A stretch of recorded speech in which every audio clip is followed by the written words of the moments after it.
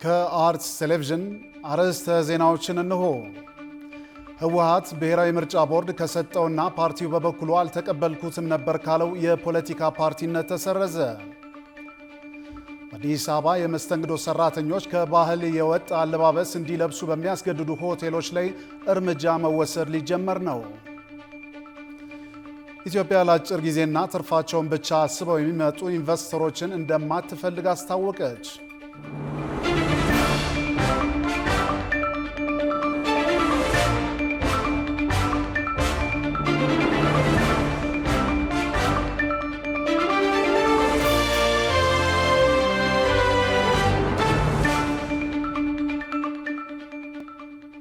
የክብር ሰላምታችን በያላችሁበት ይድረስ። ይህ ከአርትስ ቴሌቪዥን የሚተላለፍላችሁ የዜና ወጃችን ነው። በዓለማችንና በሀገራችን በርካታ ጉዳዮች ተከስተዋል። እኛም ከዓለም ዙሪያና ከሀገር ውስጥ የመራረጥንላችሁ መረጃዎች ይዘን ቀርበናል። ከዜናዎቹ ጋር አምላክ ኃይል አለማየሁ አብሬያችሁ ቆይታ አድርጋለሁ። አብሮነታችሁ አይለየን። ህወሓት ብሔራዊ ምርጫ ቦርድ ከሰጠውና ፓርቲው በበኩሉ አልተቀበልኩትም ነበር ካለው የፖለቲካ ፓርቲነት ተሰረዘ። የኢትዮጵያ ብሔራዊ ምርጫ ቦርድ ህወሓት በተሰጠው ቀነ ገደብ የእርምት እርምጃ አልወሰደም በማለት ከግንቦት 5 ቀን 2017 ዓ.ም ጀምሮ ከፖለቲካ ፓርቲነት መሰረዙን አስታውቋል። ጽዮን ላይኩን ተጨማሪ አላት።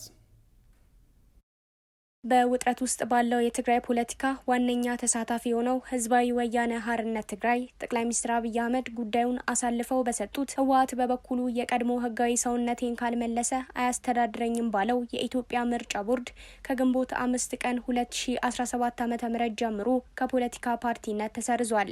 የአሁኑ የጠቅላይ ሚኒስትሩ አማካሪ አቶ ጌታቸው ረዳ በአንጻሩ በትናንትናው ዕለት ግንቦት 5 ቀን 2017 ዓ.ም በሁለተኛው የቃለ መጠይቅ ክፍላቸው ላይ ወጣቱን አልተውም አዲስ ፓርቲ ይኖረናል ሲሉ የህወሓትን መሰረዝ ምርጫ ቦርድ በወሰነበት ዕለት በተላለፈው ቃለ መጠይቅ ሲናገሩ ተደምጠዋል። ምርጫ ቦርድ ዛሬ እኩለ ቀን አካባቢ ባወጣው መግለጫ ህወሓት በተሰጠው ቀነ ገደብ የእርምት እርምጃ ሊወስድ ባለመቻሉ ከፖለቲካ ፓርቲነት መሰረዙን እንዲሁም የቦርዱ ውሳኔም በህወሓትና በአመራሮቹ ላይ እንዲፈጸም ባወጣው መግለጫ ላይ አስታውቋል። ምርጫ ቦርድ በአዋጁ የፖለቲካ ፓርቲዎች በቦርዱ ሲሰረዙ ፓርቲው ወይንም የፓርቲው ኃላፊዎች በፓርቲው ስም መንቀሳቀስ እንደማይችሉ ይደነግጋል። ህወሓት ምርጫ ቦርድ ለሰጠው የ3 ወር እግድ እንደ መከራከሪያ ያቀረበው ቦርዱ ህወሓትን በልዩ ሁኔታ መዝግቦ ህወሓት ያልተቀበለውን ወረቀት ነው የሚሰርዘው የሚል ሲሆን ከቀናት በፊት ባወጣው መግለጫም የቀድሞ ህጋዊ ሰውነቴ ካልተመለሰ የምርጫ ቦርድ ሊያስተዳድረኝ አይችልም የሚል ነበር። ይሁንና የምርጫ ቦርድ የዛሬው መግለጫ ፓርቲው በነሐሴ 3 በልዩ ሁኔታ የተመዘገበበትን ወረቀት የህወሓት ከፍተኛ አመራር በቦርዱ ዋና መስሪያ ቤት በመገኘት ሰርተፍኬቱና ደብዳቤውን በሚገባ አይተው አንብበውና ተስማምተው በፈቃዳቸው ፈርመው ከወሰዱ በኋላ ይህ በልዩ ሁኔታ ተመዝግቦ የተሰጠን የህጋዊ ሰውነት ማረጋገጫ አንቀበለውም ማለት ተቀባይነት የለውም ሲል አስፍሯል። እንዲሁም የህወሓት ምክትል ሊቀመንበር አማኑኤል አሰፋ በቅርቡ ከአንድ የግል ሚዲያ ጋር በነበራቸው ቆይታ የሽብር ህጉ በአሸባሪነት የተሰየመ ድርጅት ወደ ቀድሞ ሁኔታው ከተመለሰ ህጋዊ ሰውነቱ እንዲመለስለት ነው የሚያዘው የሚል መከራከሪያ ነጥብ አንስተው ነበር። ይሁንና ምርጫ ቦርድ በዛሬው ምላሹ ቦርዱ በአዋጅ ቁጥር 1162/2011 መሰረት በአመጻ ተግባር በመሰማራቱ የተሰረዘን ፓርቲ ህጋዊ ሰውነት የሚመልስበት የህግ ድንጋጌ እንደሌለ ከዚህ ቀደም ማስታወቁን ገልጿል። በመሆኑም ምርጫ ቦርድ ለህወሓት የሰጠው ቀነ ገደብ ማብቃቱን ተከትሎ ግንቦት 5 ቀን 2017 ዓ.ም ባደረገው ስብሰባ ፓርቲው ከግንቦት 5 ቀን 2017 ዓ.ም ጀምሮ ከፖለቲካ ፓርቲነት የተሰረዘ መሆኑን ወስኗል። ይህም ውሳኔ ለህወሓት ለፍትህ ሚኒስቴር በጽሁፍ እንዲደርስ ለህዝብ ይፋ እንዲደረግና የፓርቲውን መሰረዝ ውጤትን በተመለከተ የአዋጅ ቁጥር 1162 2011 አንቀጽ 99 እንደ አግባብነቱ በህወሓትና በአመራሮቹ ላይ እንዲፈጸም ቦርዱ ውሳኔውን ማሳለፉን አስታውቋል። በአዲስ አበባ የመስተንግዶ ሰራተኞች ከሀገር ባህል የወጣ አለባበስ እንዲለብሱ በሚያስገድዱ ሆቴሎች ላይ እርምጃ መውሰድ ሊጀመር ነው። በሆቴል አገልግሎት ሰጪ ተቋማት ውስጥ ተቀጥረው የሚያገለግሉ ሴት የመስተንግዶ ሰራተኞች አለባበስን የተመለከተ መመሪያ ጸድቆ ስራ ላይ መዋሉ ይታወሳል። ሮሃ ግርማ ተጨማሪ አላት።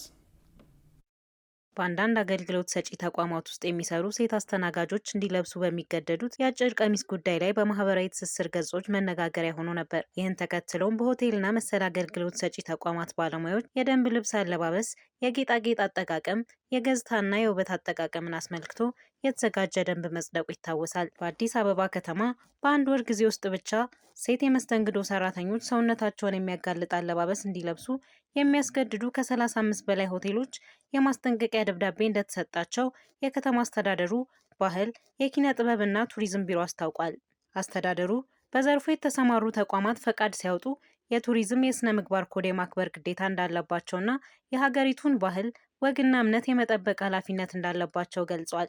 በአዲስ አበባ ከተማ አስተዳደር ባህል ኪነ ጥበብና ቱሪዝም ቢሮ የወጣው መመሪያ ሴት የመስተንግዶ ሰራተኞች ሰውነታቸውን የሚያጋልጥ አለባበስ እንዲለብሱ የሚያስገድዱ አሰሪዎች ላይ ቅጣት የሚጥል ነው። ይህም የጸደቀው መመሪያ ተግባር ላይ ከመዋል የዘገየው የትርጉም ስራዎች ባለመጠናቀቃቸው እንደነበርና በአሁኑ ሰዓት የትርጉም ስራዎች በመጠናቀቃቸው ለሆቴል አገልግሎት ሰጪዎቹ ከቅጣት በፊት ማስጠንቀቂያ እየተሰጠ እንደሚገኝ ተገልጿል። በዚህም ባለፈው አንድ ወር ውስጥ ብቻ 35 ሆቴሎችና ሬስቶራንቶች የማስጠንቀቂያ ደብዳቤ እንደደረሳቸውና ከቀጣዩ ሰኔ ወር ጀምሮ መመሪያ በሚያዘው መሰረት የቅጣት እርምጃ መውሰድ እንደሚጀምርና መረጃዎች ተጠናቅረው ሲቀርቡ ቁጥሩ ከዚህ ከፍ ሊል እንደሚችል ተነግሯል። ኢትዮጵያ ለአጭር ጊዜና ትርፋቸውን ብቻ አስበው የሚመጡ ኢንቨስተሮችን እንደማትፈልግ አስታወቀች። በሌላ በኩል በኢትዮጵያ የተሰማሩ ኢንቨስተሮች ሀብታቸውን ወደ ሀገራቸው መውሰድ እንዳልቻሉና ተደጋጋሚ ጥያቄዎች እንዳላቸው ተገልጿል። ብዙነህ እንዳለ ዝርዝር አለው። በኢትዮጵያ ኢንቨስት ያድርጉ በሚል መሪ ሀሳብ በተዘጋጀ የኢንቨስትመንት ጉባኤ ላይ ከተለያዩ ሀገሮች የመጡ በንግድና በኢንቨስትመንት ዘርፍ የተሰማሩ ድርጅቶች፣ ባለሙያዎች፣ ዲፕሎማቶች፣ የመንግስት ከፍተኛ ባለስልጣናት፣ የግልና መንግስታዊ ተቋማት መሪዎች ተሳትፈውበታል። በዚህ የኢንቨስትመንት ጉባኤ ተሳታፊዎች ለኢትዮጵያ ከፍተኛ ባለስልጣናት ቀጥታ ጥያቄዎችን ያቀረቡ ሲሆን በጉባኤው ላይ የተገኙት የገንዘብ ሚኒስትር ዴኤታው ዶክተር ኢዮብ ተካልኝ ኢትዮጵያ አሁን ለአጭር ጊዜ ከሚመጡ ኢንቨስተሮች ይልቅ ለረጅም ጊዜ የሚመጡ ለራሳቸውም ሆነ ለሀገር ጠቃሚ ስራ መስራት እንደሚችሉ አስረድተዋል። ሚኒስትር ዴኤታው በሰጡት ማብራሪያ ኢትዮጵያ ባለፉት 60ና 70 ዓመታት ውስጥ ሲንከባለሉ የነበሩ ጥያቄዎችን ምላሽ እየሰጠች ነው። እቅዶቻችንን ይፋ ስናደርግ፣ እንደ IMF ላሉ አጋሮቻችን ስናሳውቅ በቅዠት ውስጥ እንደሆንን የሚያስቡ ብዙ ነበሩ። አሁን ያልናቸውን ሁሉ እያደረግን ነው። እውን ለኢንቨስተሮች ምቹ ነን የሚለውን በየጊዜው እንገመግማለን። የፖለቲካ አለመረጋጋት፣ ሙስና፣ ቢሮክራሲ፣ የውጭ ምንዛሬ እጥረት እንዳሉም ይነሳል። በየጊዜው ማስተካከያዎችን እያደረግን ነው ብለዋል። እኛ የረጅም ጊዜ ኢንቨስተሮችን እንፈልጋለን። በኢትዮጵያ ለ20ና ለ40 ዓመታት የመሰማራት ፍላጎት ካላችሁ ኢትዮጵያ ትክክለኛዋ አጋራችሁ ነች። ከትውልድ ወደ ትውልድ ሲንከባለሉ ለነበሩ ጥያቄዎችም ምላሽ እየሰጠን ነው ብለዋል። የውጭ ቀጥተኛ ኢንቨስተሮቻችንን የልማት አጋሮችንን እንፈልጋለን። ለረጅም ዓመታት ኢትዮጵያን ለማሳደግ ከመጣችሁ ትክክለኛ ምርጫችሁ ነን። ነገር ግን ለአጭር ጊዜ አስባችሁና ትርፋችሁን በአጭር ጊዜ ውስጥ ለማግኘት ብላችሁ ከመጣችሁ እኛ የእናንተ ትክክለኛ ምርጫ አንሆንም ሲሉ አስታውቀዋል። ይህ ሊያበሳጫችሁ ይችላል። እኛ ልዩ ዝግጅት ነው ያለን። ከግብር ጋር የተያያዙ ሌሎችንም ችግሮች ለማስተካከል ልንሰማችሁና አብረናችሁ ለመስራት ዝግጁ ነን ሲሉ ገንዘብ እንድትሰሩም እናደርጋለን ብለዋል። የኢትዮጵያ ብሔራዊ ባንክ ገዢ አቶ ማሞ ምህረቱ በበኩላቸው ኢትዮጵያ ባደረገቻቸው የማክሮ ኢኮኖሚ ፖሊሲ ለውጦች ምክንያት ከዚህ በፊት ለዓመታት ያልተቀረፉ ችግሮች መፈታታቸውን ገልጿል። በኢትዮጵያ የተሰማሩና የመሰማራት ፍላጎት ያላቸው ኢንቨስተሮች ደጋግመው ከሚያነሷቸው ጥያቄዎች መካከል በውጭ ምንዛሬ እጥረት ምክንያት ሀብታችንን ወደ ሀገራችን መውሰድ አልቻልንም የሚለውም ዋነኛው ነው ሲሉ አቶ ማሞ አስረድተዋል። በተደረጉ የፖሊሲ ማሻሻያዎች አማካኝነት የኢትዮጵያ የውጭ ምንዛሬ መጠባበቂያ በ3 እጥፍ አድጓል። ኢትዮጵያ ያደረገችው የፋይናንስ ሪፎርምም ከዚህ በፊት ይነሱ የነበሩ ችግሮችን ፈቷል ብለዋል። አስመጪዎችና ላኪዎች አሁን አስተያየታቸው ተስተካክሏል። የውጭ ኩባንያዎች ገንዘባቸውን ከኢትዮጵያ ለማውጣት ዓመታት ይጠብቁ ነበር። አሁን ይህ ችግር ተፈቷል በማለት አቶ ማሞ ለተነሱ ጥያቄዎች ምላሽ ሰጥተዋል። የፍትህ ሚኒስትሯ ወይዘሮ ሀና አራያ ስላሴ ባለፉት ጥቂት ዓመታት የውጭ ቀጥታ ኢንቨስትመንትን የሚያበረታቱ ኢንቨስተሮች ለኢኮኖሚው የሚኖራቸውን አስተዋጽኦ የሚያሳድጉ የተቀናጁ የፖሊሲ ማሻሻያዎች መደረጋቸውንም ተናግረዋል።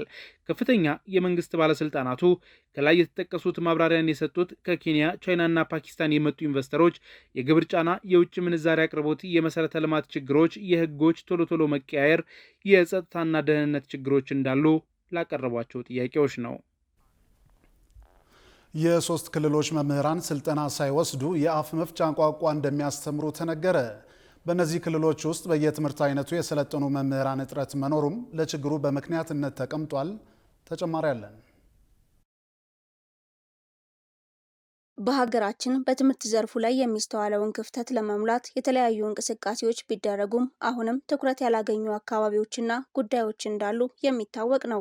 በተለይ በክልሎች ውስጥ ባለው የመምህራን እጥረት ሳቢያ ብዙዎች ያለ ትምህርት ዝግጅትና አንድ መምህር በርካታ ክፍሎች ውስጥ የማስተማር ግዴታ ሲጣልበት ይስተዋላል። በዚሁ ጉዳይ ላይ የኢትዮጵያ ሕዝብ እንባ ጠባቂ ተቋም አደረግኩት ባለው ክትትል በቤንሻንጉል ጉሙዝ፣ በሶማሊያ እና በአፋር ክልሎች የቅድመ መደበኛና የመጀመሪያ ደረጃ ትምህርት ቤት መምህራን የአፍ መፍቻ ቋንቋን ጨምሮ ባልሰለጠኑበት የትምህርት ዘርፍ በርካታ ክፍሎችን እንዲያስተምሩ እየተደረገ መሆኑን አስታውቋል። ይህም የሆነበት ምክንያት በየትምህርት ዘርፉ የሰለጠኑ መምህራን ቁጥር በጣም አናሳ በመሆኑ ነው ያለው ተቋሙ መምህራን የአፍ መፍቻ ቋንቋን በመናገራቸው ብቻ በርካታ ክፍሎችን ያስተማሩ እንደሆነ ገልጿል። ይህም ችግር ከሶስቱ ክልሎች በስፋት የተስተዋለ የሚገኘው በቤንሻንጉል ጉሙዝ አካባቢ መሆኑ የተገለጸ ሲሆን የአፍ መፍቻ ቋንቋ ማሰልጠኛ ተብሎ ተይዞ የነበረው የመምህራን ኮሌጅ በጸጥታ ችግር ምክንያት መምህራን እያፈራ አለመሆኑ ችግሩን እንዳባባሰው ተጠቁሟል። በተጨማሪም ባለው የመምህራን እጥረት የተነሳ ከአንደኛ እስከ 8ኛ ክፍል ያሉ ተማሪዎች በአንድ መምህር እየተማሩ በመሆናቸው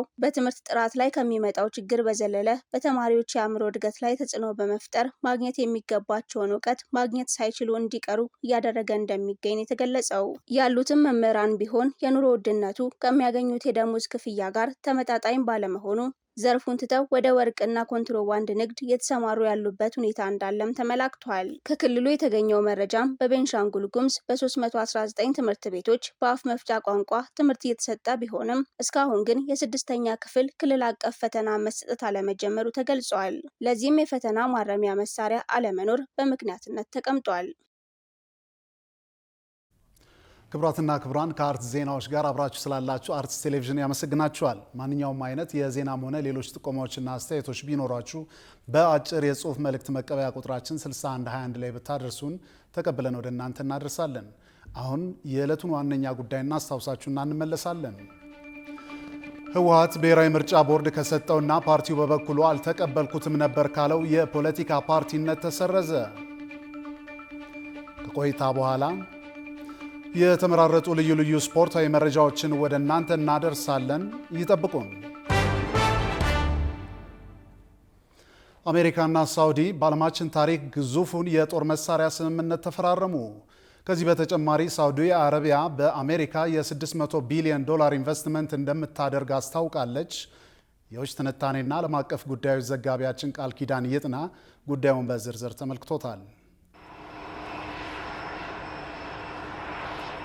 የዩናይትድ ስቴትሱ ፕሬዝዳንት ዶናልድ ትራምፕ የ4 ቀናት የመካከለኛው ምስራቅ ጉብኝታቸውን በሳውዲ ሲጀምሩ ልዑል አልጋ ወራሽ መሐመድ ቢን ሳልማን ያደረጉላቸው አቀባበል እጅግ አስደናቂ ነበር። በመካከለኛው ምስራቅ ጉብኝታቸው ሳውዲ አረቢያን የመጀመሪያው መዳረሻቸው ያደረጉት ትራምፕ የተጓዙበት ኤርፎርስ ዋን በሳውዲ አረቢያ ዋና ከተማ ሪያድ ሲያርፍ በሳውዲ አየር ኃይል F-15 ጄቶች ታጅቦም ነበር። የሳውዲው ልዑል መሐመድ ቢን ሳልማን ኤለን መስክን ጨምሮ ሌሎች ታዋቂ የአሜሪካ ኩባንያዎች ባለቤቶች በተገኙበት ለትራምፕ የምሳ ግብዣ ካደረጉ በኋላ ሁለቱ አካላት በቀጥታ ያመሩት ትላልቅ ስምምነቶችን ወደ መፈራረም ነበር። በዚህም አሜሪካ ለሳውዲ አረቢያ $142 ቢሊዮን የሚያወጣ የጦር መሳሪያ ሽያጭ ለመፈጸም የተፈራረመች ሲሆን ይህም እንደ ዋይት ሀውስ ገለጻ ዋሽንግተን እስከ ዛሬ ከፈጸመችው ሁሉ ትልቁ የመከላከያ ትብብር ስምምነት ነው።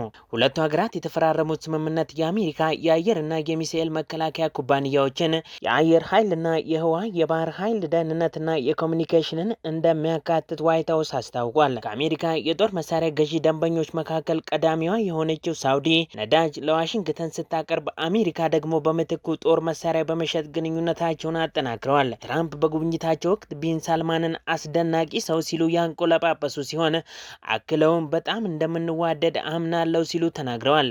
ከዚያም ትራምፕ በሪያድ በተካሄደ የኢንቨስትመንት ፎረም ላይ በአልጋ ወራሹ ጥያቄ መሰረት ውሳኔ ላይ መድረሳቸውን ተከትሎ ለልዑሉ ምን ማድረግ እችላለሁ ብለው ሲናገሩ በፎረሙ ላይ የተገኙ እንግዶች በሳቅ አጅበዋቸዋል። ሁለቱ አካላት ንግግራቸው ሰምሮ ሳውዲ በአሜሪካ የ$600 ቢሊዮን ኢንቨስትመንት ለማከናወንም ተስማምታለች። ፕሬዚዳንት ትራምፕ ከሳውዲ አረቢያ በማስከተል በሚቀጥሉት 10 ዓመታት $1.4 ትሪሊዮን ኢንቨስት ለማድረግ ቃል ወደ ገቡት ኳታርና የተባበሩት አረብ ኤምሬትስ የሚያቀኑ ሲሆን በትራምፕ ያሁኑ ጉብኝት የተካተቱት ሳውዲ አረቢያ፣ ኳታርና የተባበሩት አረብ ኤምሬቶች አሶሺየትድ ፕሬስ እንደዘገበው በወንዶች ልጆቻቸው የሚመሩት የትራምፕ ቤቶች ግንባታ የሚያካሂዱ ድርጅቶች የሚገኙባቸው ሀገራት ናቸው። ከመካከላቸውም የጅዳው ሰማይ ጠቀስ ህንፃ፣ የዱባዩ ቅንጡ ሆቴልና የኳታሮቹ ቪላዎች ይገኙበታል። በዩኒቨርሲቲዎች ላይ የወጣው አስገዳጅ መመሪያ ቅሬታ ቀረበበት።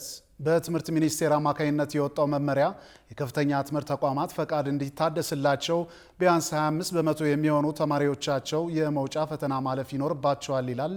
አዲስ ኪዳን ሽፈራው ተጨማሪ አላት። የትምህርት ሚኒስቴር የከፍተኛ ትምህርት የቴክኒክና ሙያ ስልጠና ፈቃድና የፈቃድ እድሳት አሰጣጥ የሚል ስያሜ የተሰጠው መመሪያው ማንኛውም የከፍተኛ ትምህርት ተቋም ፈቃዱ እንዲታደስለትና ትምህርት ካጠናቀቁት ውስጥ የወቅቱ ተመራቂዎች ቢያንስ 25 በመቶ የሚሆኑት የመውጫ ምዘናን ፈተና ማሳለፍ ይኖርባቸዋል ይላል። በኢትዮጵያ የመውጫ ፈተና መሰጠት ከጀመረበት ጊዜ ጀምሮ ቅበላ በተደረገላቸው ተማሪዎች ላይ ተፈጻሚ እንደሚሆን በመመሪያው ተካቷል። በተጨማሪም ማንኛውም የቴክኒክና ሙያ ስልጠና ተቋም የፈቃድ እድሳት ለማድረግ ከወቅቱ ስልጠና የሚያጠናቅቁ ሰልጣኞች ውስጥ ቢያንስ 50 በመቶ ተፈታኞች የሙያ ምዘና ማሳለፍ ይኖርባቸዋል ይላል። ተመራቂ ተማሪዎች የመውጫ ፈተና አሰጣጥ በትክክለኛ መንገድ ሳይገመገም እርምጃ የሚያስወስድ መመሪያ ማውጣት አግባብ አይደለም ሲሉ የግል ከፍተኛ ትምህርትና ቴክኒክና ሙያ ተቋማት ማህበር ዋና ስራ አስፈጻሚ አቶ ተፈራ ገበየው ተናግረዋል። አቶ ተፈራ አክለውም በተለይ ከታች ጀምሮ የሚሰጠው ትምህርት ጥራቱ ምን ይመስላል የሚለው መሰረታዊ ጉዳይ ሳይፈተሽ ወደ እርምጃ መገባቱ የከፍተኛ ትምህርት ተቋማትን ከማቀጨጭና ከዘርፉ ከማስወጣት የዘለለ ምንም አይነት ሚና እንደማይኖረው ለሪፖርተር ተናግረዋል። የትምህርት ሚኒስቴር የከፍተኛ ትምህርት ተቋማትን በተመለከተ ያወጣው መመሪያ የተብራራ ስላልሆነ መመሪያው በድጋሚ እንዲታይ ማህበሩ ጥያቄ ማቅረቡን ገልጸዋል። መመሪያውን በተመለከተም ሆነ ለሌሎች ጥያቄዎች ማህበሩ ለትምህርት ሚኒስቴር በተደጋጋሚ ጥያቄዎችን ቢያቀርብም ምላሽ አለማግኘቱን አስረድተዋል። ጉዳዩን በተመለከተ ባለፈው ሳምንት ከቡሌ ሆራ ዩኒቨርሲቲ ማህበረሰብ ጋር ውይይት ያደረጉት የትምህርት ሚኒስቴሩ ፕሮፌሰር ብርሃኑ ነጋ ዩኒቨርሲቲዎች ሰው እውቀትና እውነትን ፈልጎ የሚመጣባቸው ተቋማት ሊሆኑ ይገባል ብለው ነበር። ዩኒቨርሲቲዎቹ የሚያስተምሯቸው ብቃት ያላቸውና ተወዳዳሪ እንዲሆኑ ማድረግን ዋና ተግባራቸው አድርገው መስራት አለባቸው ሲሉም ገልጸዋል። በዚህ መሰረት የዩኒቨርሲቲዎች አመራሮች በብቃትና በችሎታ እንዲመደቡ እየተደረገ መሆኑን ጠቅሰው አሰራራቸውንም ለማዘመን የአመራሮችን ማሰልጠኛ ተቋም ለማሳደግ እየተሰራ መሆኑን አስረድተዋል። ክቡራን ተመልካቾች አሁን ልዩ ልዩ ስፖርታዊ መረጃዎች ወደ እናንተ የምናደርስበት ሰዓት ላይ ደርሰናል። ስፖርታዊ መረጃዎቹ በዮናስ ግርማ ወደ እናንተ ይደርሳሉ። ከመረጃዎቹ ጋር መልካም ቆይታ። ስፖርታዊ መረጃዎቻችንን ከሀገር ውስጥ እንጀምራለን። 29ኛ ሳምንቱ ላይ በደረሰው የኢትዮጵያ ፕሪሚየር ሊግ ቀሪ መርሃ ግብሮች ሲቀጥሉ በተመሳሳይ ነጥብ ከሊጉ የመሰናበት ስጋት ያለባቸው ድሬዳዋ ከተማ ከመቀለ ሰባ እንደርታ ተገናኝተው በአንድ አቻ ውጤት ጨዋታቸውን በመጨረስ ነጥብ ተጋርተው ወጥተዋል። እንዲሁም ምሽት 12 ሰዓት የተገናኙት ሀዲያ ሆሳዕናና ውልዋሎ አዲግራት ዩኒቨርሲቲ እስከ 80ኛው ደቂቃ ድረስ በውልዋሎ መሪነት 2-0 ቢዘልቅም በመጨረሻዎቹ 10 ደቂቃዎች በተገኙ ግቦች ሀዲያ ሆሳዕና 3-2 በማሸነፍ ደረጃውን ወደ 4ኛ አሳድጓል። የደረጃ ሰንጠረዡን ኢትዮጵያ መድን በ57 ነጥቦች ሲመራ ኢትዮጵያ ቡናና ባህር ዳር 48ና 46 ነጥቦችን በመያዝ ይከተላሉ። ሰወል ሽረና ውልዋሎ አዲግራት ዩኒቨርሲቲ በ26 እና 27 ነጥቦች ወራጅ ቀጠና ውስጥ ይገኛሉ። በኢትዮጵያ አትሌቲክስ ሻምፒዮና በ1500 ሜትር ክለቧን መቻልን በመወከል ሁለተኛ በመውጣት ውድድሯን ያጠናቀቀችው አትሌት ትዕግስት ግርማ መታሰሯ ተገለጸ።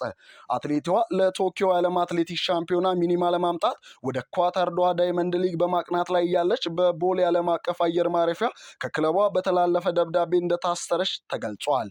የተያዘችበት ምክንያት አትሌቷ ከዚህ በፊት ክለቧን ሳታስፈቅድ ወደ አውሮፓ ለውድድር በመሄዷ ምክንያት ነው ሲል ኢትዮ ኢንሳይደርስ ዘግቧል። አሁን ከውጭ ወዳገኘናቸው መረጃዎች እናመራለን። የ1990 የአውሮፓ ሻምፒዮንስ ሊግ አሸናፊው ሳምፒዶሪያ ወደ ሴሪ ሲ ወርዷል።